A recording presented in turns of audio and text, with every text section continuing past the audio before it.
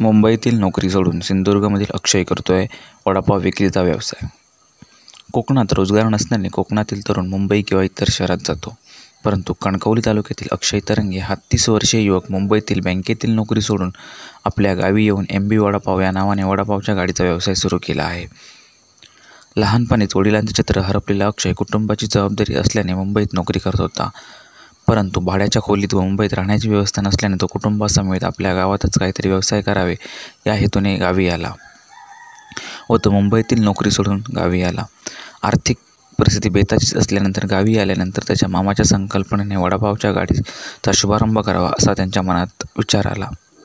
त्यानुसार मामा व भाचे मिळून MB वडापाव या नावाने त्यांनी वडापावची गाडी चालू केली। ही फूड गाडी घेऊन हा व्यवसाय सुरू केला। वडापाव हा वेगळा असावा हेतून त्यांनी तंदूर वडापाव व शेजवान वडापाव विक्रीस सुरुवात केली। या वडापावाला ग्राहकांची मोठ्या प्रमाणावर पसंती मिळू लागली। हे सांगताना अक्षय काय म्हणतो पाहूया। नमस्कार, माझं नाव अक्षय तरंगे।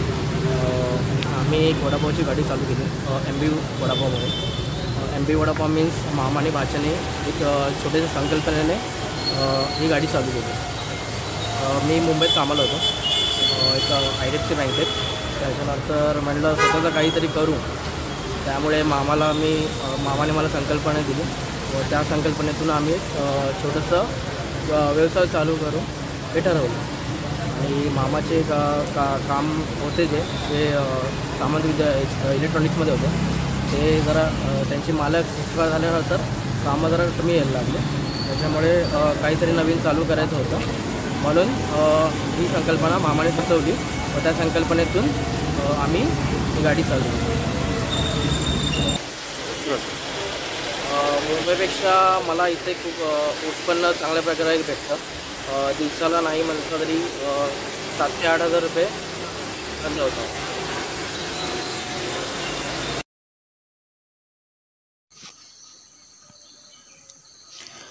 अक्षय आज आपल्या गावातच राहून मुंबईतील नोकरीपेक्षा आर्थिक नफा या धंद्यातून किंवा व्यवसायातून मिळवत आहे। दिवसाकाठी तो 7,000 ते 8,000 रुपयाचा नफा या वडापावच्या विक्रीतून मिळवत आहे।